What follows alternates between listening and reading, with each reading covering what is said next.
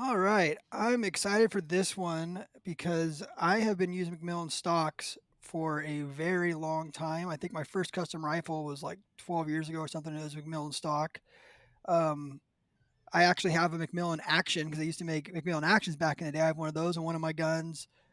Just a really big fan of McMillan and pretty much like the godfathers of custom rifle stocks in the industry. I mean, they are the cat's meow when it comes to that. And so I reached out to McMillan. We've been doing some stuff together with some collaborative, running our tripods and running some of their stocks. And I'm really excited to have Eric Stecker on today to kind of talk about the brand, where you guys have been, where you've been going. Eric, how you doing? I'm doing great, Drew. How are you? Well, I'm doing great, dude. I'm on day 27 of Hawaii right now. So I've got, I go home tomorrow and then I leave for Africa on Monday for 14 or 12 days to go hunting with a bunch of brands. So I've Hawaii's had a got to be month. rough. Hawaii's rough, man. Yeah, it's kind of nice because I was traveling so much. I know it sounds like this is traveling, but I've just been gone every single week, once or twice a week, flying out, and just never home with my kids. And so being in Hawaii, I've honestly done more Tricer work. Like I won't leave. I'm doing 4 podcasts today. Yesterday I was here all day. We got this whole tariff thing going on mid Hawaii too, which makes it really fun for us. But I've just been working a ton and just getting a lot of stuff done, being in one place, not being able to leave, not be able to fly to trade shows, not be able to fly to Texas or whatever. So it's been Hmm. nice. I got to use the bow a little bit. My kid got his first bow kill, killed a goat. I Nice. killed some goats. I hunted nowhere near as much as I thought I was going to hunt. I thought I was going to be hunting like, 3 days a week. I ended up hunting like one day a week. Um, but it was still fun. It was a good time. And yeah, man, You on the Big Island? we're on the Big Island. Yeah, it's like the Okay. Big Island's a redneck paradise, man. You can hunt here at 365. I'm gonna come back in June. My kid's at YWAM Youth with a Mission. It's a like a missionary school, Christian school. So he was there for 3 months, and now he's in Kyrgyzstan. So he Uh, graduates in June. So I'm gonna come back in June, and I've been going to church over here. So one of the couple of the pastors are like wearing kuyus. So like we went to the beach together, we became friends, and I'm gonna go hunt wild cattle with them in June. And Wild cattle in Hawaii? wild cattle in Hawaii, dude. And Wow. he said he's been treed 3 times. Oh my He God. says they are. I'm like, can I bring my bow? And he's like, no, you can't bring your bow. He's like, they are the most violent animals ever. So I'm flying back over here in June. And I'm gonna go hunt with this guy Denny, and we're gonna go chase some cattle. But it's been cool being over here, and it's a really cool like hunting vibe on this island. It's very much like kind of like a redneck paradise. Like I mean, that's the only way I can describe it, right? Like when you're here, most of these guys have guns and bows, and they go hunting. They'll be sitting there. And I'm going to go out and kill something. They go out in the hills, kill something, come back. Like Mhm. it's you can pretty much hunt the whole island. Um, there's definitely some tricks with like navigating the boundaries. I think a lot of people on the island don't really they don't use Onyx. It's kind of hunt wherever they want. And I'm like kind of like, Mhm. well, no, I'm not gonna. I can't hunt there. Like, oh, go hunt there. I'm like, that's private land. Like, oh, no one cares. I'm like, I can't, I can't. I own a company. Right. The last thing I need is get in trouble for. They're like, no, we've been doing it for 40 years. Who cares? He's going there. There's definitely some weird stuff like that. You gotta navigate and kind of figure out like the seasons and stuff. And their rules are very like they're not lax. They're just like very vague. You gotta really kind of figure out like where you're hunting and when you're hunting, and you call Mm. people and they're like, "Oh, no, you can hunt that unit's open." I go hunt the unit, and the guy I talked to the warden. He's like, "No, only the south part of the unit's open." Well, it's like, well, nowhere says that, So there's definitely some tricks to it, but it could be done. And I think local knowledge, talking to a lot of local guys, really helps with that. But man, Yeah. I'm going to come back every year for at least a month and spend a month over here with the family and do this. It's awesome. Well, I had the good fortune once to hunt in New Zealand because I was with Burger Bullets at the time and we were doing a bullet test and we needed to get a bunch of animals. In New Zealand, Yep. their goats and their wallabies, and there's a number of animals that you could shoot as many as you can see because there aren't any predators on Mhm. New Zealand islands.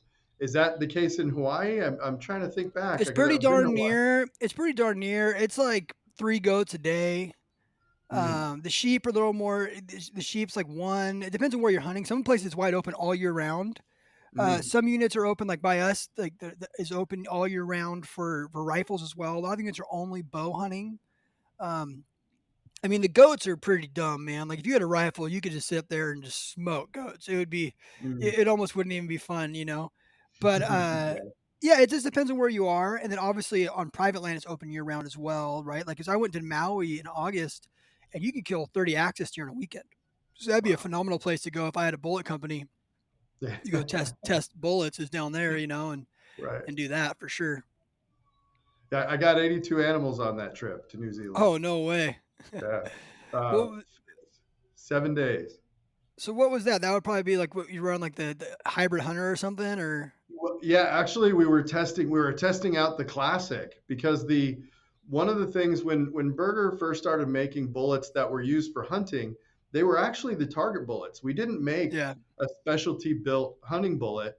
yeah. We were told by people who used it in the field how much they liked it, and Devastating. so but the thing that was most popular was like the VLDs or bullets that were able to maintain the velocity with higher BCs, sharper points.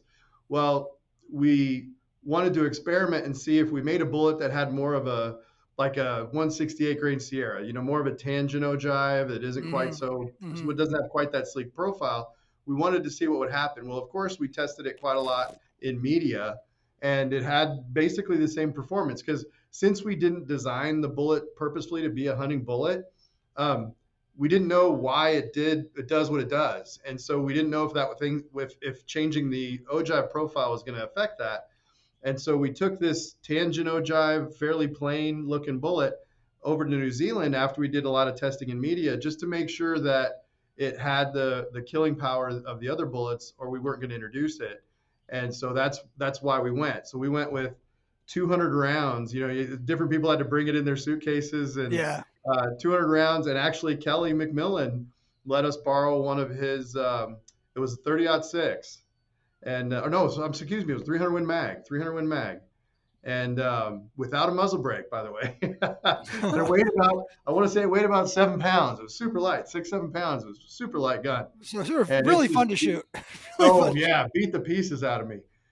Matter of fact, and I admit this in the article, some of those shots were taken by the guy I was with because it was a hammer, and it was getting me pretty good. So, but we had a great time, and proved out the bullets work. So even Oh, better. they definitely kill stuff, that's for sure. And it is kinda cool, like, obviously, this is a McMillan podcast we're gonna do, but you do have a background. I mean, you were part owner of Burger Bullets. You Mhm. have your hands in Defiance Actions. I mean, like, you McMillan employs people who know what they're doing and understands the gun industry, understands accuracy. Mhm. Yeah, I was very fortunate in my career. I met Walt Berger when I was young. I was actually dating one of his granddaughters, and met him when I was very young. I started working for him out of high school, and I loved it. I understood it. Everything clicked, and within a short period of time, I was shop supervisor, plant manager, and all that kind of stuff. And so I became the person who worked with Walt to get that going. Well, Burger Bullets has sold 4 or 5 times over its history. And there was a little gap there where I wasn't involved because the owner took it and moved it to California. But then I got back involved when another owner got into the picture. And so there was about a 1.5 year gap. But over that 30 years, I've ended up being the president of Burger. And because it was in California, for me to move to California, they allowed me to buy a portional interest in the company. So I was also one of the owners, and that was a fantastic experience. Eventually we sold the Namo, and the story's boring, but it was smart. It was a good idea for me to part ways once somebody else took the keys, and then I really didn't have a lot to do after that, and I make the joke that I wandered the earth like Kwai Chang Kang. A friend of mine talked about doing that in his career, and I always thought that was a cool thing to do. But after about 2 years, I was excessively bored. Was Mhm. sort of getting in a dark place as a result. It was not a pleasant thing, and so I just wanted something to do, and I reached out. Kelly McMillan happened to have something on Facebook that said they were looking for some help, and I knew Kelly, so I called him up, and he said, "Hey, you need any help?" And he's like, "Sure, come on down." And I started up with Kelly, and within a few months, my coming to McMillan sort of rekindled a conversation. Well, it was always ongoing, but it added a little bit of significance to a conversation that Kelly was having with Bob Beck. And that all sort of turned into a situation where Kelly was ready to sell and Bob was ready to buy, and they had been long friends. We actually all sort of worked together Bob was the guy that we used to promote Burger Bullets, and McMillan did as well. So I mean, I've been to trade shows with Kelly. You know, we've had this sort of working relationship for a long time. Indirectly, you know, we stayed in our own lanes, but we had this working relationship. So when it came together, it made sense for it to sort of transition into the future. And so I stayed on, and Bob picked up McMillan, and then a few years later, he added Defiance to our group. And so yeah, it's been interesting. I got to tell you, the difference between being a bullet guy and being a stock action guy, I mean, worlds apart, worlds apart. Really? Oh gosh, I mean, bullets. I could tell you down to the bullet what you needed if you gave me your twist rate, your cartridge, and what you were going to do Oh, with I it. know where you're going with this. I could go Yeah, right there, bam, go I right know where you're there. going with this. Yep. Oh my gosh. I go into stocks, and now, admittedly, as a bullet guy, as a fairly passionate bullet guy, my primary interest was basically everything from the firing pin forward. You know, that's my whole world was internal ballistics, firing pin and external ballistics, but that was my whole world. And so I assumed a lot about stocks and actions and all that kind of stuff. You know, certainly I had my own collection, but my love and passion was for the projectiles. Well, I go getting into stocks, and oh my gosh, um, the chaos that is the uh, stock to action to barrel to trigger to Dude, accessories, meshing those all together into a single platform.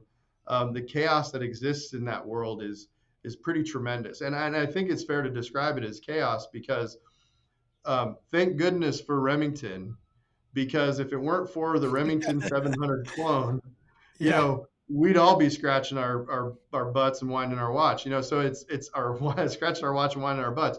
The the the fact that there is that Remington clone sort of unifying notion, and even that is almost a bit ridiculous because the only thing that's really consistent between Remington clones is the screw spacing and the shape and the tang. That's about it. Yeah. Ports are different, bolt handles are different. I mean, there are even lugs that are in different positions on some Remington clones.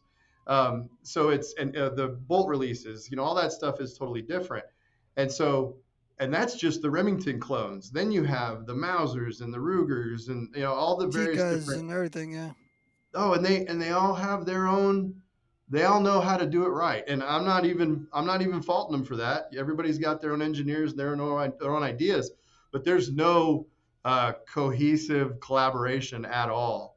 And so every time somebody comes up with something new, we basically have to either recreate a new stock or figure out how it fits into an existing stock. And for McMillan, it was particularly interesting. And now, admittedly, I haven't spent any time working with any of the other stock brands, but I know McMillan has been around quite a long time, and they've been making stocks for these rifles and all these different configurations for 5 decades.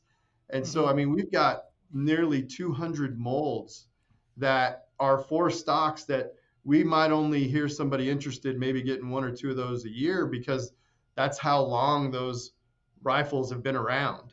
You know, and Hmm. we made stocks for them back then. And so now, as you get into the more modern day and folks want a new, more modern stock, we're doing that too. But we've got a huge catalog of different Winchester stocks, and you know, well, Yeah. Mauser's a lot of. So I'll get into that a bit later. But so yeah, it was really a challenge to go from a bullet world that was, in my mind, simple to a stock and action world that is far more complex.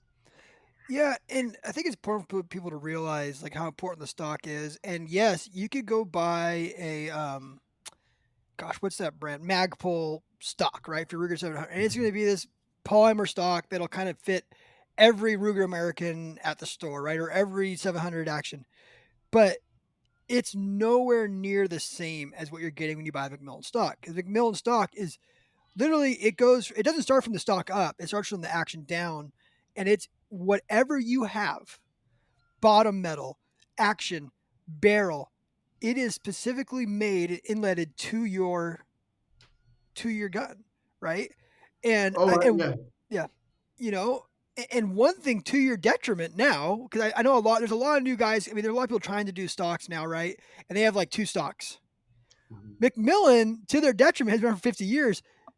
Man, when you go to pick a stock out, I mean, I can't imagine your customer service calls, like, just trying to figure out which one do I want, and so many of them are so close, you know what I mean? You're like, "Oh, do I want the game scout or I want the game warden? Do I want the" like, you're looking at Yeah. them, and you guys have, like, the most options in the industry to build a custom gun, you know? Yeah, and it actually it's a real challenge, and excuse me, it's a real challenge, and it's been such a challenge that we're that's one of the things that I wanted to address and I want to share is the fact that one of the reasons why we put so many stocks on our online store is because we want to address those folks that I'll take whatever configuration it's in. See that I'll back up just real quickly. Gail McMillan, when he started making stocks a long time ago, he was a bench rest shooter, Yep. and bench rest shooting, the competition has the tightest requirements for success out of all competitions. You got to get sub quarter minute, and I've been to matches where to win it you had to be sub eighth minute, and that's over 20 targets over 2 days. So that's a lot of shooting to stay at that sub quarter minute of angle, and so that it's a very demanding discipline. And so he came from that world, and the thing about bench rest shooters back then is highly customizable. Now today, bench rest shooting is basically fallen into the six PPC rut, and everything's the same. But there was a time when it was extremely innovative, and they were doing all kinds of really cool new things. And so the idea Which is was, kind of neat. I'm sorry for cutting you off. that's right. You came from Burger, who at the same Hmm. time, Old Man Burger's doing the same thing. On So the both bullet these side, yep, on the bullet yep, side, so in Arizona, so these guys are both at the same time pioneers. McMillan and Burger are pioneers where we are today. I mean, like, we wouldn't have high C BC bullets if it wasn't for what McMillan and Burger were doing back in the day. Like, these guys are like yeah. wildcat and figuring it out. Like, it wasn't like everyone uses 6 millimeter. It was like, well, what can we do with 308? Okay, what if we went to here? What if we did 25-06? Like, so I'm sorry for cutting you off, but like, No, these guys like Gail McMillan and I can't remember the burger's name. Gosh, Walt Burger. Walt Mhm. Burger. I want to say Old Mhm. Man Burger. It's not good to say. Yeah, Walt Burger were pioneers in this yeah. sport and bringing about this thing. So keep going. I'm sorry, I digress. Well, no, that plays right into the point. So, like, I mean, and um, it's hard for some people to understand because they don't understand like what's behind the curtain to do all this. Hmm. But the point I'm trying to make is, so in Burger Bullets, at one point, Burger Bullets had like 11 different 17 caliber bullets you could choose from. Now, first of all, 17 caliber, not one of the most popular cartridges, not one of the most popular calibers. And we had everything from a 13 grain clear up to a 37 grain VLD. I mean, we went the whole gamut. Now, the reason why that's unusual, or why I'm saying that that's strange, and why that happened was because Walt Berger was a bench rest shooter. Boy, if a 264 neck's not right, then a 263.5 ought to do it. And so if a 15 grain bullet isn't right, then an 18 grain ought to do it. And so his brain always goes to, well, you got to dial it into the finest detail to get it the best possible performance that you could possibly get. Well, Gale was cut from the same cloth. So they had all these options and all these tweaks. And so every time somebody came to him and said, oh, we want to try this and it's different, he didn't just take the existing stuff and hollow it out so it was universal and make it work, sort of try to force it in there. He invented a completely new thing for it. And so that kind of that approach has just grown and grown and grown. And Hmm. so now, and that happened with Burger too. And so over time, I was a part of having to cut back on the offerings in the different calibers because the origins of the company were so based in having so much variety because you needed it, not because they weren't trying to take money out of people's pockets. They believed that somebody would benefit from the difference between a 15 grain bullet and an 18 grain bullet. Just like Gail believed there would be a benefit between having your port cut at a specific place because that's where your port is, and your barrel cut so it's really tight, and your stock to be made specifically to work with what you're doing. One quick example is there's a across the course Palma rifle, Palma stock, that we don't make too much anymore, but they actually designed it to have an offset because that's one of those offhand rifles that they Mhm. shoot, high power long distance. Well, they actually designed it to have an offset on purpose. So because that's how people held it and it benefited the shooter that way. So my point is every stock was a specific design to maximize what that potential shooter might be going through. Now, to get back to what we were talking about, so it's created quite a challenge for us because today's Amazon world, people want to look at what they want and tell me that that's the one I want, and then I'll take it. So to address that, that's what we have the online store for. So we have all of our many stocks up to 200. We've got we've sold out of a bunch of them lately, but we're getting to put more of them on there. But those stocks are done, and so as long as you know what you have, you can go to those stocks and pick one that's ready to go. On the custom side, there's 17 different points that we have to get from the shooter to make sure that their stock is right.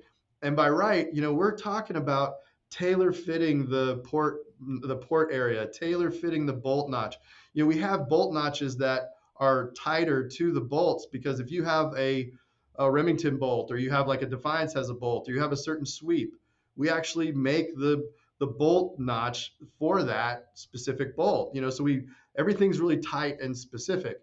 Now, one of the things that we realized over the years is people were asking for, well, but what if I want to switch out my barrel to action? Now I can't use this and all this kind of stuff.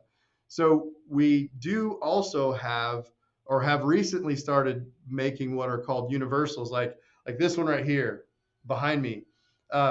This is a variation on the A5. So the A5 is the big stock that Chris Kyle used, and it was in the military used by snipers. It's not the This is the M48-1. This was the original stock that McMillan made for the military for the sniper rifles, the first sniper rifle with the synthetic stock. Excuse me. But this one, this was the A5, and the A5 was very specific. It was a tactical stock, a sniper stock, and with people saying, I've got this barrel to action, that barrel to action, the popularity of chassis, when Gail McMillan started making stocks, there weren't chassis. So that wasn't even really a discussion. But people were saying, we want something that has more versatility, be able to swap out barreled actions. And that's where these universals came in. So this is the U1, this particular stock, and it's made with a universal inlet. It's got a universal barrel channel, so you can anything up to an MTU will fit. And so we've done those things to address those concerns. But that's one of the challenges we face with McMillan is um, some folks will say, well, we're old school. We make everything basically like Remington Senderos. Well, it's just not. It's basically fake news. It's just not the truth. We Mhm. do make more modern stuff, but yeah, we absolutely have a very large catalog of the stocks that we've been making for the last 50 years. So it makes it a real challenge for sure. I like a traditional stock more than I like a chassis stock. I know that's not Mhm. popular right now. For me, I like it more. I don't like too much going on with my stuff. I think I have the universal you have behind you on one of my guns, for my Mhm. NRL gun.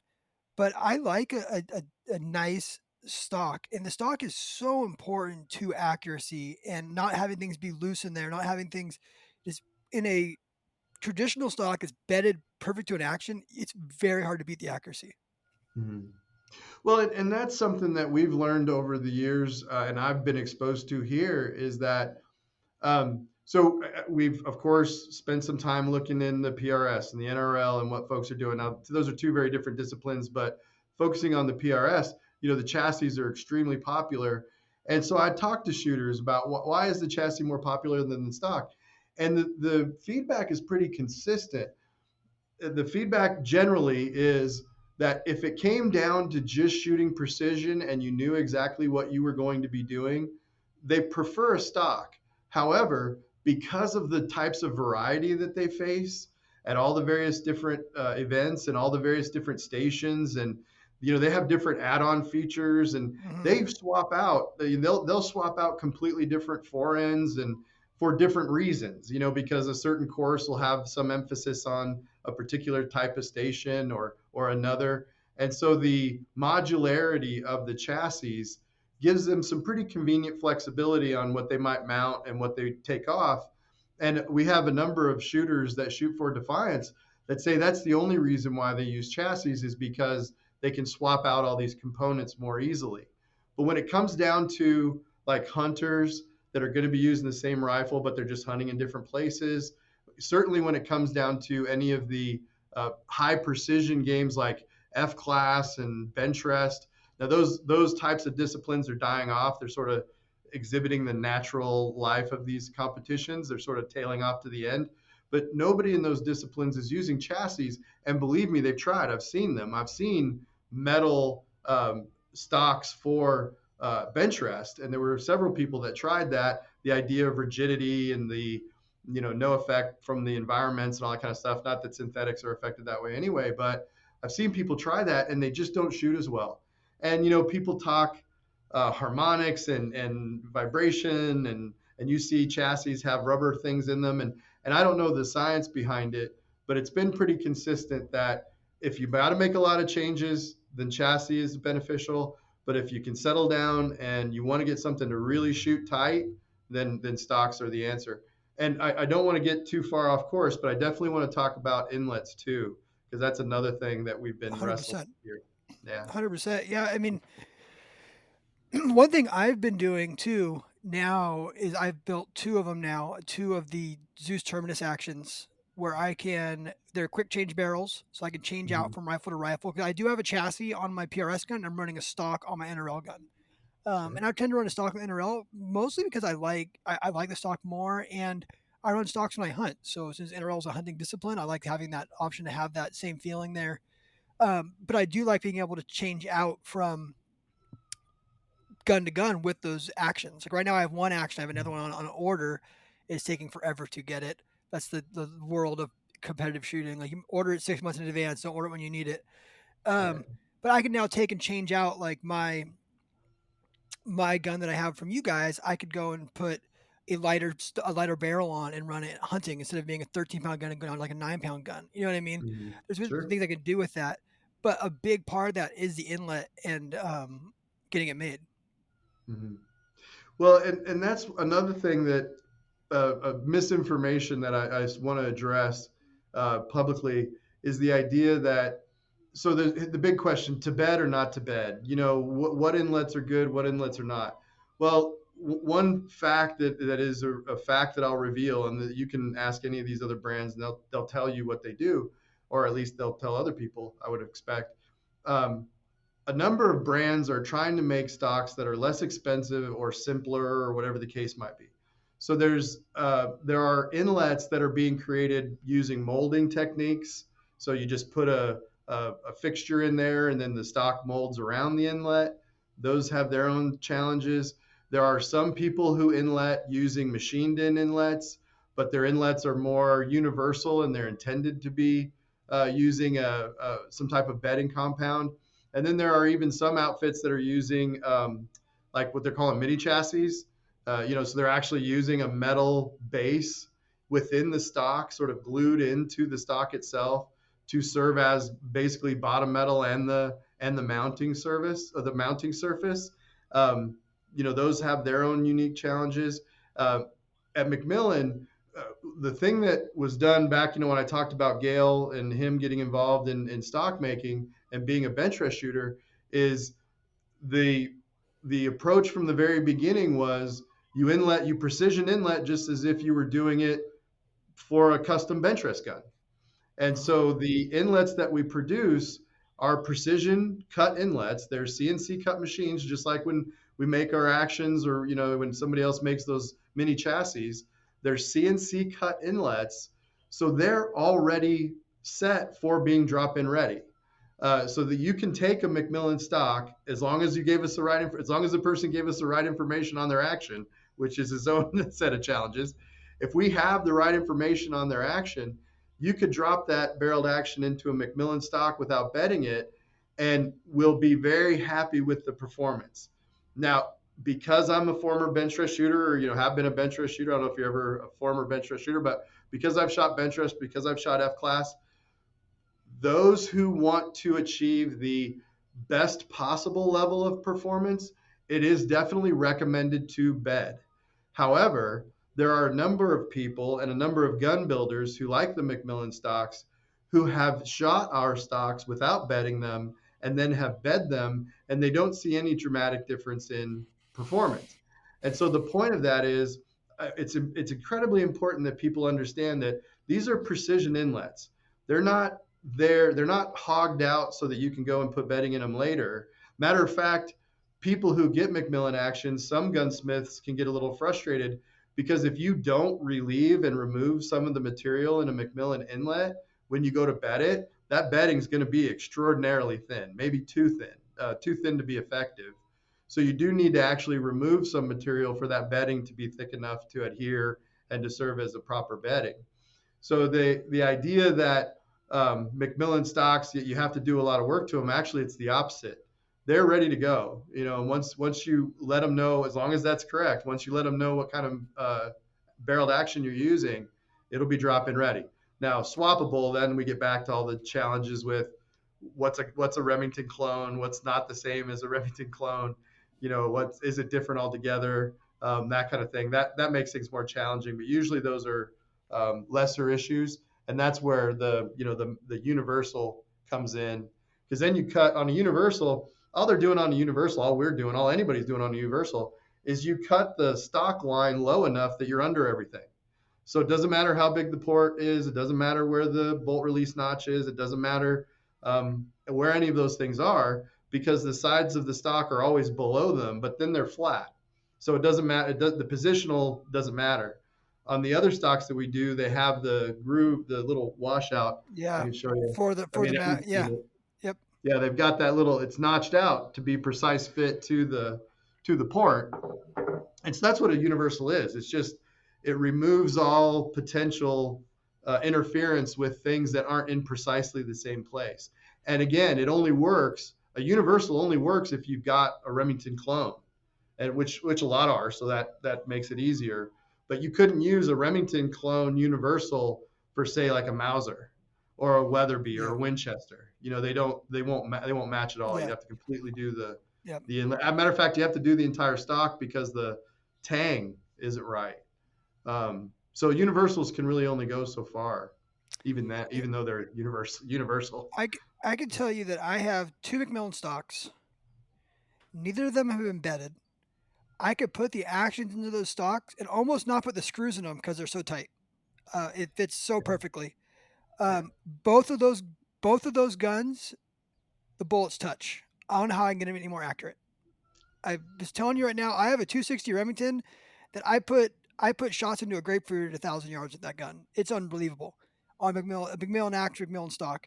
I think it's a Brooks barrel on that gun. I mean, we don't want to get into a full build, but you know what I mean. Like you know, it's I have not seen the need for having to bed my McMillan stocks at all, and my gunsmith will say the same thing because it's like you put it in there and it's like almost like snapping a Lego together. It's like it's in. You know, it's not like you're yeah, putting it in there and it's loose. It's like it fits. You could take a dollar bill and slide along that barrel. You probably couldn't do $2 bills because it's cut so good. You know what I mean? It's just cut so perfectly that it's just I that, don't even know where the hell you'd put the bedding glass where you have to take stuff out of it to make it bed. You know what I mean? Like I just don't see the yeah, need for it. And those guns, I've been the first to admit this. Or I've been taking a lot of heat in the NRL space lately for not being a great shooter. I'm not a good NRL shooter. I'm not. Like I just make really good, you know what I mean? Really good right. tripods. You know what I mean? That's so. But these guns shoot so much better than I do. I don't ever see the need to have to bed these guns. And I mean, I'll continue to shoot McMillan stocks for as long as I hunt because they're classy, they're nice, they just fit well, they're well built, right? Versus going to like I know offense to your Universal, yes, Universal is great. If I wanted to just do something, build something for my kid, do something right. But if you wanted like a true custom rifle, like man, Mhm. there's nothing better than a custom McMillan stock built for that thing, coming in your paint color, and it's dropping that you drop that sucker in there, and it's just like, and you put two screws in it, it's good. You're going to range. Yeah. Well, and that's one of the things that we want people to understand is the fact that um, there's it seems to be a perception that McMillan equals complex, and complex equals a pain in the ass. Well, the the reality is this the if we get the correct information, McMillans are preferred by builders and gunsmiths because it is so simple to put them together. There's not a lot you have to do to make them work. You don't have to do anything to make them work if you're just putting together and shooting them. Now, so like being a bench rest shooter, there was a time when between targets, I would clean out my primer pockets with a primer pocket cleaner. And because I thought that was important for precision. Well, I mean, I guess that might could be Primer debated. I don't pocket think on your bolt? Or no, no, no. So in bench rest shooting, you go to the range with 20 cases. You don't take a bunch of ammo and you bring all your reloading equipment. And so oh, you really? load up for one target. And so you reload every target. Oh, I And didn't know so that. Oh, wow. oh yeah, you reload every target on the range because of course bench rest shooters are adjusting for things like humidity and neck tension and barrel wear. I mean, it's that's a rabbit hole that's deep.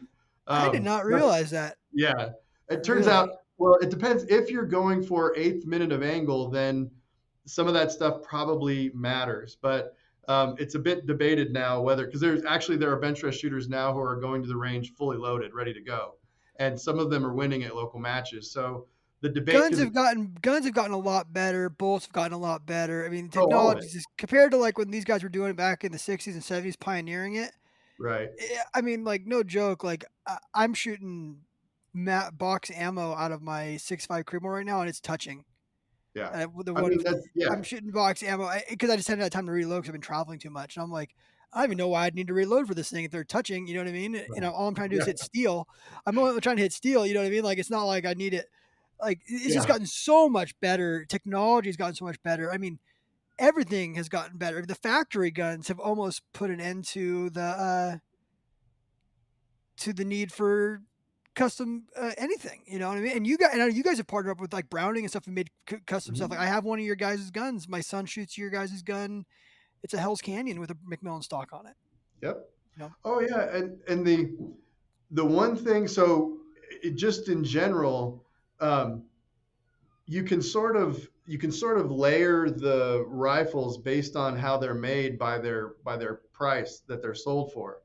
Anything in that $1,000 to $2,000 range, they're being made in a mass produced environment, but mass production is a lot better now. It wasn't quite like the same thing as it was before. Was you get over that 3,000, you get in that 4,000 and up range. Now those are all individual pieces. Those are actions that are being made to very precise dimensions, stocks being made to very precise dimensions. So Mm-hmm. the amount of time that it takes to make those things, and it's all due to tolerances and clearances and how tight something has to be versus how big can it be, and so that when it comes down to what type of rifle does somebody need, a lot of it is just it's very similar to cars. If you are out there hunting just like you are and do all the time, and you're a decent shot and you don't want to reach too far out. Now, too far has changed, right? Before too far was 200 yards. Now too far might be 6 or 7. It all depends on the shooter. But if Yeah. you're going to shoot, if you're going to hunt 200, 300 yards and you're a good shot and you pick up a good quality rifle made today, that'll probably suit you just fine. And just like if you bought an inexpensive like Honda Accord, that car is going to get you where you want to go. But if you have a reason why you might want to drive in a F-350 or you might want to drive in a Corvette, well, you're still going to get to the same place, but it is a different experience. And so with these higher end rifles, a lot of it, the thing that we've come to understand about folks that get into the performance rifles and the premium rifles has to do with they love building the rifle as much as they Mm-hmm. love shooting it. It's a kind of like a gear geek kind of thing. It's like, Oh, and it's just like the AR thing 15 years ago, you know, and now with all these new quick change barrel systems, you know, or even like the Tika craze. Tika went crazy because Tika is so easy to do because you don't have to headspace it, you know.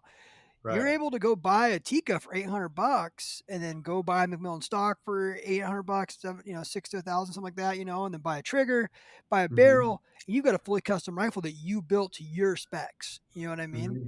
And Mhm. it's really going, I really do see us going to a quick change barrel. I mean, I know some people like Fierce are doing it now right off the bat, or Seekins is making quick change. Seekins is doing some stuff out of the factory now where you can quick change them out. Mhm. Like I see the next couple of years, pretty much everything going to quick change, and then being able to go buy a McMillan stock and make your own custom gun.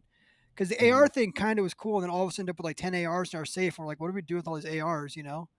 But the custom rifle Right. thing is definitely a craze that people have been catching on to.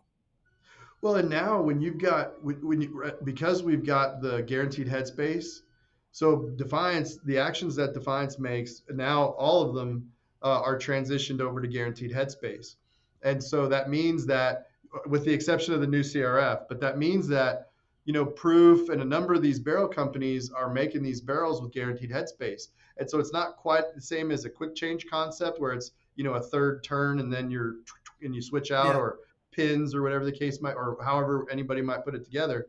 But this is, you've still got a full set of threads, you still got a full chamber, but because of the way that they're manufactured, that this action, this barrel type and brand will mate up every time, and you could get 100 of them and do it, and they mate up all the really. time. And you don't Yeah. have to do, Oh and you don't yeah. have to go and no, you don't have to no go, you don't have to do no go go gauges. I mean, I'm sure they probably You recommend don't know. doing it, but Well, let's I'm put sure it they this say, way. you probably should have a professional do this, but like you can put it together and it'll shoot. Is what you're saying.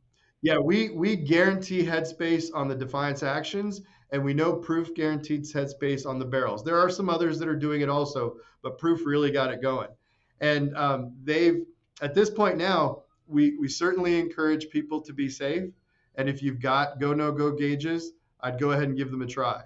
But the fact is, you'll find that they're fine. And that's because it's not just the method of manufacturing, but it's also the quality inspection. So the actions in the barrels, they won't be released unless they pass those critical dimension checks. And so we know that when we stick it in a box, headspace guaranteed isn't a euphemism. I mean, it's a literal thing that we stand behind and say this action will be suitable for guaranteed headspace barrels, and those barrels will work because we also, Proof is, I think it's maybe 7 miles down the road from Defiance. And so we're very familiar with each other's practices and techniques. And Proof is a highly advanced operation. They've got some very strong, they're a larger operation. They've got some very strong, Lean Six Sigma, lean processing, high end quality systems that allow them to make sure that that stuff's good. And we don't own Proof. And they still take 6 to 8 months to get me a damn barrel. Well, that's why, I know right? because Yeah, that's they're so why. But popular. Yeah, but to it's your hard, man. point, yeah, to your point, all these things are getting better, and so now you take a precision McMillan, stick it together, and what I was alluding to was the notion that it might seem complicated, but actually it's very simple because of things like that, because of what Yeah, you were talking about. exactly. I It can encourage get real everyone tricky. listening this to do it, man. Like Yeah. there was this time, right? And I think kind of like guys like Gunworks kind of, spearheaded it, got everyone excited, and you had to buy a $12,000 rifle. People listening to this, you don't need to do that. Go buy a Defiance Action for $1,200. Go buy a Proof Barrel for $800. Go buy a trigger, for 300 or $400.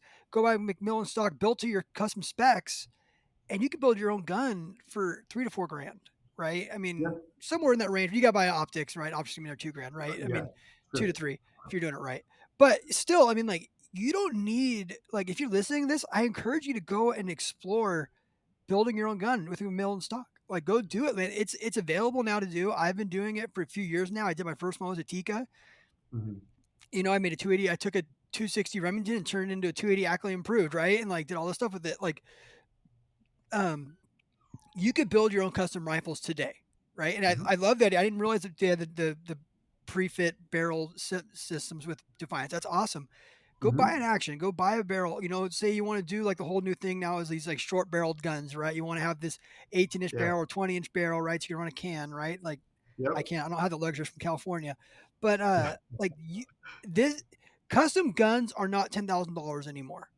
And Yep. I know this is going to make a lot of custom gun. I've had a couple of custom gun builders on the pod before, and I don't want to step on them, but you could do what they're doing yourself now, and technology's gotten there to where you could build a custom gun yourself, and go on McMillan's page, give them all your specs, it'll show up, and you have this sense of like, I built this gun, right? And then you go load your own bullets for the dang thing in your garage, and then you're like, I built this gun, and now I'm shooting, quarter-inch groups, right? Mhm. It's so doable now for Yeah. 3 to 4 grand. And then take a Yep. scope off another gun and put it on there. Whatever. You don't have to buy the scope, but that's what people always forget. People always forget the scope in there. And these scopes are expensive. Right. A good scope's $2,000 to $4,000 now, but you always forget Right. the scope. That's the part that you're like, you can buy as many guns as you want, but you can't shoot them without a good scope on top of them. Yeah. But man, like, and you guys make it so easy to do it. And you said you had 17 steps. Like, I'd be scared if you didn't have 17 steps. Like, because they want to know every single thing about your gun that you're putting into it so they can get it perfectly correct. Right. Well, and that's something, frankly, we're wrestling with right now because there is see, like one of the steps is whether you want quick detach cups or uh, studs. Excuse me. I don't know why my brain Yeah. went blank there. So you can really customize it down to even that level. And so because we came from that world where all bench rest is I was talking about you could do all those things if you want to, but that doesn't necessarily mean you're going to get the best performance or performance that you even need. Because like you said, hit and steel, or if you're hunting within a certain range, there are minute of angle realities that you can keep in mind. So when you choose these things, but the notion of having all these steps, yes, we want it to be perfect. Yes, we want it to be right. And also, it's lifetime guarantee. So we are expecting that people are going to be using this stock for a very long time. But at the same time, a lot of those choices confuse, well, not, they confuse people in the sense that sometimes there's too many options. And so that's why we put so much stuff on our online store. So that's done. That's the location of the quick detach cups is determined, the number of them, the different features in terms of whether it's going to have ARCA or Picatinny or whatever the case might be. All of that stuff's been decided, and so now you just have to look at it and see if that's the version that you want. So that's what you might call the express lane for McMillan. But then for those that really want to get into the weeds, we go deep into the weeds, and we can get really precise and specific. It's just a matter if that's what people want. And so we have both paths, and that's the thing that I want people to understand. And another thing that's really important, and I apologize, this is sort of a deviation from all the options and stuff, but it's important that I talk about the notion of McMillan being old school and all that kind of stuff. Well, there's one particular aspect of that I think we earned honestly, and that was McMillan actually started building stocks with carbon fiber before most of these companies even were open. And so Mhm. McMillan has been doing carbon fiber stocks for a very, very long time. Now, for whatever the reason, Kelly wanted the company to be named McMillan Fiberglass Stocks. I didn't ask him and he didn't say why that was. I just know that he felt very strongly about that being the case. So for decades, while we were making stocks with carbon fiber and even made some with Kevlar when it sort of came out, and yeah, so McMillan was around when Kevlar came out and was a material that we could make stocks with. It turned out not to be worth doing, but we'd been doing this whole time. But because Kelly insisted that they even answered the phone, McMillan Fiberglass Stocks, there's this perception out there that we don't do carbon fiber. Well, not only do we do carbon fiber, we do carbon. Been doing carbon fiber forever. This is carbon fiber show through that you can Yeah. see the carbon fiber underneath. Now that coloring, that's not paint. That's part of the epoxy stock. Yeah. We put that in a molded in technique, but we've even got this forged carbon. So we're doing stuff I with think I have carbon that. I fiber. think I have that. Is that the Game Scout right there? Which one? No, this is actually the game tracker, or excuse Game me, I'm Tracker, sorry, the mountain tracker. Mountain So yeah, Tracker. this is Oh, the that's a mountain bitch. That's a tracker. This bitch is in one of the stock. new ones. I'm sorry. That's a bitch in stock. Here, let me get out of the. Yeah, I so it's like got that. your That has inlet, my. your insect Yeah. Picatinny, your ARCA. Everybody's loving ARCAs these days, so we're putting those right in front of the balance point. Yep. That's all you needed. This particular one has a bit of a Monte Carlo. There's in this particular version, there's the mountain tracker, and then you'll see the difference in the butt, the mountain tracker LR. So the mountain tracker LR has shallower butt Mm. toe, and then it's got a different. It doesn't have the Monte Carlo top. It's got a, just a. It's a negative cone, but it's got a different type of top. But it Those still are has slick. the. What do those weigh? Like 26 ounces? Oh, I mean they're hunting stocks. We can get them pretty light depending on what you're shooting them. I don't have that information with me in my hands, but these are our modern light sporter hunting stocks. So yeah, Those we are do get them slick, pretty man. light. I do like that. So there is this weird thing, right? So everything's going to Arca, right? So everything I Oh, make is Arca, yeah. but my new bipod is Arca and pick because like I like Okay. having for some reason I like having pick on the front of the gun. I don't know why, Mhm. but it does seem like I don't know what your take is on it. Like, do you think pick will be dead in the next 10 years? It'll all be Arca, right? You think it'll still be pick around? No, I think pick will still serve a purpose. I think it. So the thing that I've seen, and what I'm basing this on is watching NRL matches lately.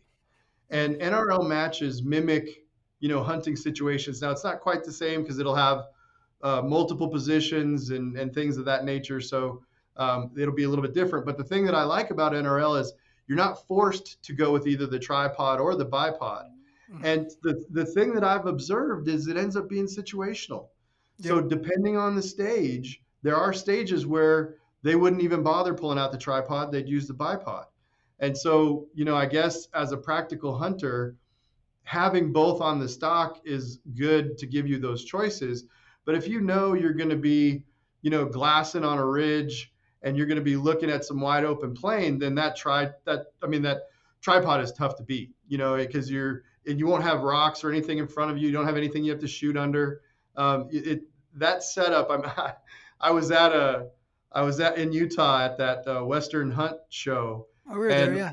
yeah, we were having dinner, and there were some guys being allowed at the bar, and of course they were all hunters and stuff. And I heard one guy say, "Man, I put Arcas on everything," and Yeah. I'm just thinking about his bathroom and his truck, and and he's just putting Arcas everywhere. But the idea that the what I've been hearing and all that is people are enjoying how it feels to shoot rifles off of tripods with Arcas, and Yeah. because they like Yeah. it, it's gaining in popularity. And so if somebody can figure out how to use a tripod with an Arca, they do.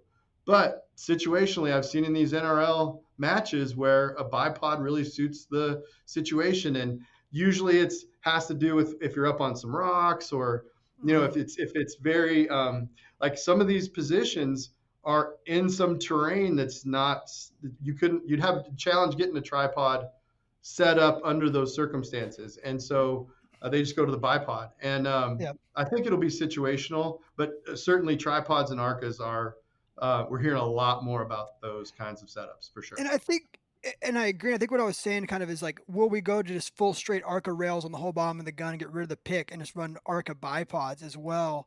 And I don't. I run a balance rail, right? Like you have on yours, like a 4-inch balance rail, and then I run Okay. a pick on the front. And I like the pick because it still snaps in, right? So it's kind of like I feel like the pick is real easy to get on real quick, right? Because it Mhm. kind of like locks in there, right? Like it's a military application, and I like having to pick for my bipod still, and I just don't see myself switching over. I mean, unless I was running a chassis or something to a Arca bipod on my hunting rifles. I like having the pick still, and that's kind of where I was going with it. Is there is this big Arca push, right? And like I think Tricer's a Mhm. part of that, right? Like everything we do is Arca. Like we've forced our competitors to go Arca. Like it is nice having this universal system that everyone can do Sure. versus and I think pick is a universal as well. I think arc and pick are both universal. What I don't like is when it's like, oh, you got to use my bipod, but you got to use my special stud for it. You got to use my special this. Like pick, I know if you put a pick, if I buy one of your rifles and it has an arc in the middle and a pick on the front, I can pretty much go pick up any bipod on the market to use it, right? Yeah. That's kind of where I was going for that. I'm running the same way you are with those guns there. I'm running a pick on the front and an arc on the back, and I like that Mhm. setup for me. I think it's kind of like my go to, what I feel comfortable with, for sure. Cool. Well, now as a shooter, I shot bench rest and F class, so we used big front rests, and big bags. So it wasn't anything like that. The amount of hunting that I did quite a bit of hunting for promoting Burger and the shows, but they were typically television show hunts, and so and we weren't using Arcas back then. But I can see from what people are asking for and how things tend to be going, the Arca is definitely filling the this is simpler niche. Yep. And I think that's one of the benefits. It's been pretty consistent that any setup that is specialized, where it's the only one, and I think this sort of plays into what we were talking about a little bit with the fact that all these components are getting better, that these things are getting set up now so that they're ready to go and you can put them together very quickly. It's also lending itself towards more uniformity and standardization. And these devices that have these adapters and have these systems that you have to have specialty stuff, they're going to fall by the wayside when these other systems like what you guys have and what's available through the different choices become basically the standard. And it's one of those things where firearms is an old science. It's been around for a while, and the fact that we talk so frequently about, I say we, I mean behind the curtain, and within the industry and within our even our own companies, we talk so frequently about finding the next big thing, and it's just getting harder and harder and harder Not much has because changed. Everything's just gotten a little better. I mean, like right. a gun from 100 years ago looks pretty darn similar to the guns behind you, with a little bit of tweaks It's the changes now are becoming more about style and look, and because comfort. like yeah, because Weight's a big one. Weight is a big one, weight right? certainly, and strength and weight. That's one of the big challenges too, is getting something that's strong enough yet light enough. But things like vertical grips, vertical grips. It was the swept grip, and then it was the vertical grip got really popular. Well, now there's more people asking for not quite a full vertical, but Like a sort of an angled, hybrid yeah, grip. Yeah, that hybrid grip. everyone's doing now. Yeah, And yeah. so it's I think they're in a way it's sort of fine tuning it, but in another way I think we're addressing more of the variety of shooters in the market. Like, because there'll be some shooters that are totally happy with a specific grip, and then there are others like, well, I'd like it to be something else. So then we'll do something because these are the people that are asking, and these people aren't saying anything. Well, then, yeah, they still want that older grip, and these people want the new grip. But then these people are like, oh, what's that new grip all about? And so they change, but only because that seemed to be the new thing, but it's only new because a different group other than them liked it. So it's a lot of this stuff, and that's another thing too. Bullets was super easy to determine what was better because it shows you Yeah, on the target. It shows yeah. you on the target. Stocks and actions. I mean, actions, consistency and precision is the name of the game. Certainly with stocks too, but so much of it is personal preference. What does it feel like? How does it fit in my frame? How do I feel when I'm rolling the bolt? Is everything in a position that my body um, coalesces with most quickly? That seems to be the push, and that's a bit of a gamble when you start making stocks. Actions a little, not quite so much, but in stocks, you're basically making every stock for some people. There's very few stocks that are for all people just because of the variety in sizes and shapes and densities and all that kind of stuff. So Yeah, but the thing is though with that is it almost for us hunters, right? The guys who listen to this podcast, it almost doesn't matter. Like literally, you pick it up and it's like you could almost overthink it, right? And I couldn't imagine being mm, you, right? Like I have like 15, 20 SKUs on my website, and people over. I couldn't imagine being you guys. Like the possibilities are endless with McMillan, right? But like by yeah, the end of the day, if you get a very good like the shape of the grip isn't what's. I mean, it is important, I guess, to a sense, but for making a shot on an animal and trying to hit a pie plate, what's more important to me is the bedding and the fit of the action into the gun, and that isn't going to change. It's still going to be just as yeah, accurate because like the stock does make a huge difference in accuracy. It really mhm, does. The harmonics of the gun, everything there, and McMillan just they are the king of the mountain when it comes to creating this stuff. They're the pioneers of it, and they've done phenomenal at it, right? And I would say one of the biggest changes we've seen recently is the weight thing, right? I mean, like I've kind of built a business on making lightweight tripods that are stable, yeah, right? My thing is lightweight, ultralight, and ultra stable. Um, what's your take on ultralight guns? Because I like an 8 to 9 pound gun, and I will yeah, gladly carry 8 to 9 pound gun all day long because I hate a 6 to 7 pound gun for yeah, accuracy reasons. I think that you can give me a freaking 4x4 that weighed 9 pounds, I'm going to shoot it better than the coolest looking grip 6 pound gun on the market.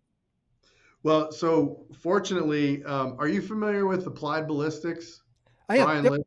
Yep. Yeah. Yep. So they did an extensive study on uh, how well rifles shoot, and they didn't start looking for the solution. They just took in a bunch of information.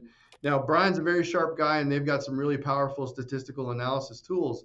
And so they took all this information and they poured it into this system and they did their analysis. And what they found, and oh, he's going to kick me that I don't remember what it's called, but what they found is there is a golden ratio of cartridge size and rifle weight. And so when we talk about light rifles, obviously, if you get too light, the recoil is going to be an issue, which, and I can tell you from my experience in New Zealand, recoil was an issue and it made shots harder and harder to take because I was expecting it. I was doing my best trying not to flinch, but it made it hard to shoot. And so there is a point where you can cross into too light for the recoil. Now, another aspect of that, and so I would encourage everybody to reach out or go to Applied Ballistics website and try to find the search on. Oh, he's going to kick me. It has to do with weight and cartridge. If you can give your cartridge and your weight, it can give you a number and you can get right into the zone of what they found shoots best overall. This is a scientific study. It's not their personal opinion. It's just what they found, and there is a ratio in there. So that setting that aside. Another factor is strength. So we can make a stock that is extremely, extremely light, but the material you have to use to make it is also not as strong. And so there's that balance too. So if you're taking a 6.5 Creedmoor out and you're going to shoot at some coos deer, some smaller game, then you can have a lighter rifle because you're not going to worry about the recoil of that thing doing much damage. But if you were to pull that out and throw a 300 Win mag in there, or actually no, that's not even big enough. Something bigger, a 300 Norma, and you put something like that in there, or one of the Hornady, not 30, CRF. 30 nozzlers, the 30 Yeah, so nozzler. yeah, nozzles, perfect example. One of the 300 nozzles. PRC, 300 PRC. There you go. 300 PRC. Yeah, thank you. You put one of those in there, and so the materials. Here's the problem. I can show you exactly. Everybody thinks these stocks are solid, and they are. But if you look, that first screw hole. Now you've got this lug area, and that's going to give you some strength there. But that first screw hole, that's a pretty thin area. And of course, you got to leave this area open so that the ammo can feed through it. But these are the places where these things break. And it doesn't break like the forearm doesn't break off. I mean, if you get rolled over, like a horse rolls over it, you might snap it at the elbow here, but that's where they break. And so if you use the kind of fill there's two kinds of fills. Well, there's three. There's the right fill. There's very light fill, which is easy to break. And then there's what we refer to as flow fill.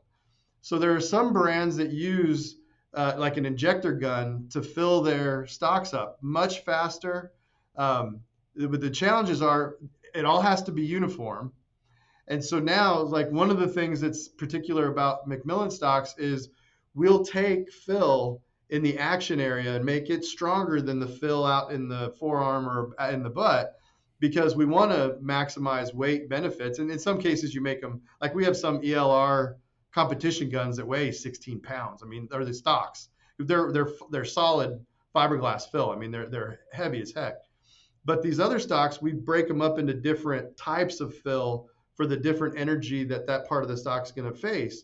Well, with these liquid fills or these gun fills, they'll fill the whole stock up with that same fill. Well, now you have to have a balance of something that's both strong enough to be supportive in the areas where a lot of energy is realized on the lugs and on that screw hole, but then it's got to be light enough that the rest of the stock, it doesn't become too heavy. Well, the reason why they have to use a single fill like that is because the types of fills that can flow through a gun to be able to be applied that way, They can't have like fiberglass thread in them, which is what we put in our fill. They can't have Yeah. materials in there that clog up the gun. And so with when it comes to weight, you got to be real careful because you can make it as light as possible, but how is that going to affect your shot? And will that stock still be in one piece or not have cracks in it after you shoot it a bit? And that one thing to keep in mind is McMillan has a lifetime guarantee, meaning that that place on your stock will never break. If it ever does, we'll replace the entire stock for free. Um, Now we have that guarantee because we do all of those things. We make sure that those things are important. We've kept track of all the people that have sent us stuff that's broken, and so we make the fill accordingly to that particular size cartridge.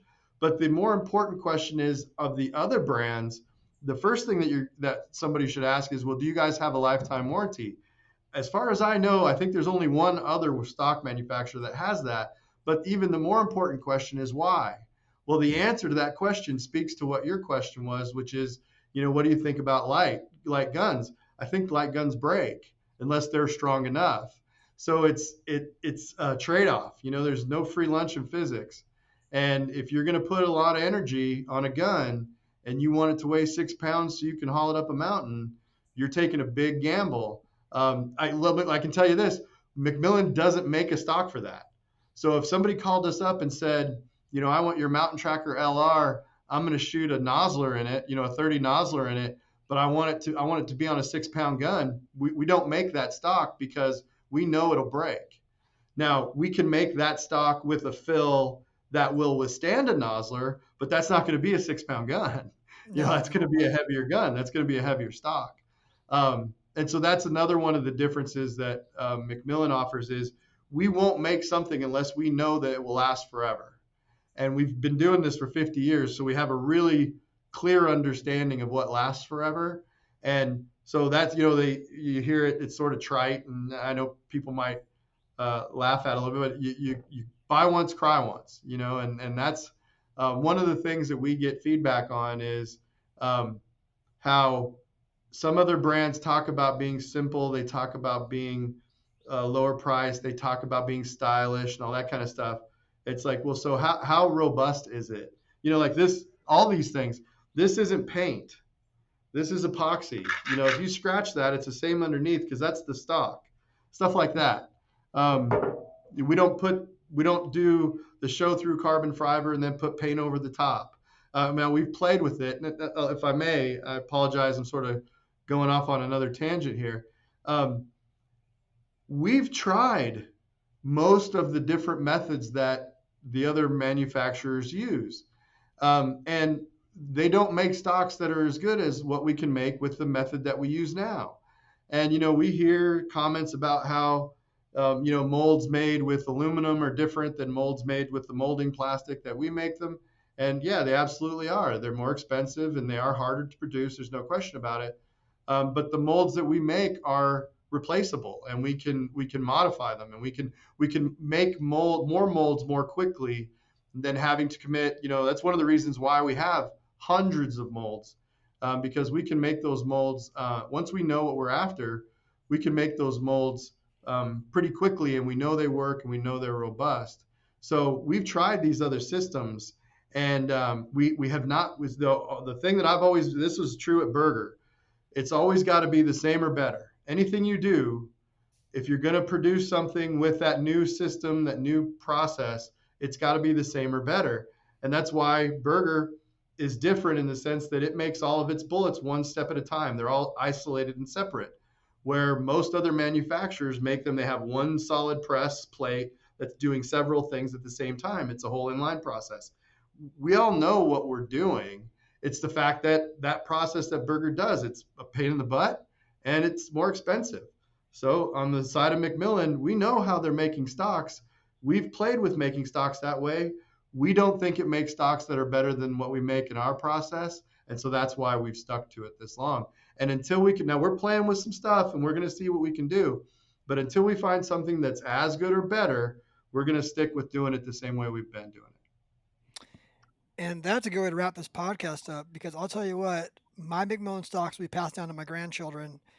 I don't imagine we're ever gonna break them, but if they do, they'll get a warranty on it, but I don't think they're gonna break. I think the reason why it's a lifetime warranty is they just don't break. So it's easy to put something on there that's just never gonna, I mean, barring I run it over with my truck or something, I don't know how I'm ever gonna break those guns. They're just so well built, and I'm just Well, so appreciative of you guys and the relationship we have together, growing. It's neat to be able to work with a brand that I've been using for so long and, now getting to partner with you guys on some stuff. It's been really cool. Well, and Drew, one last comment. We get so few returns that we will actually replace stocks, and we've done this, that have been burned in fires. We had one recently where a service rifle, a guy's tactical rifle, was in the back of his squad car, and it got rear-ended, and the car caught on fire. And he asked us, like, well, it got rear-ended and the stock burned. Will you replace it? Absolutely. We've had people roll over, they've had a horse roll over them and break them. Those obviously aren't defects, but we get so few of these defects that we honor that, and they call them. They're curious. We're like, yep, we'll absolutely do it, because Yeah. it happens so infrequently. But that's part of it, and I very Yeah. much appreciate you giving us the time to tell our story, and I'm excited for your hunts coming up. That's going to be cool. Oh man, yeah, I'll be in Africa next week, so be looking for those McMillan stocks, doing stuff. So That's man, I tough appreciate life. McMillan. You guys, if you're looking for McMillan stock, look 'em up online. Look 'em up on Instagram. They got a huge following. You will never regret buying McMillan. I'll tell you that right now. If he said buy once, cry once. The price isn't even that bad. The price is right along with everybody else, honestly. They're more Um, competitive. Yep. More competitive on a lot of this stuff, and you will not regret buying McMillan stock. So Eric, man, I appreciate you coming on the pod. Let's do it again, bro. We'll do. Thanks, Drew. Appreciate you.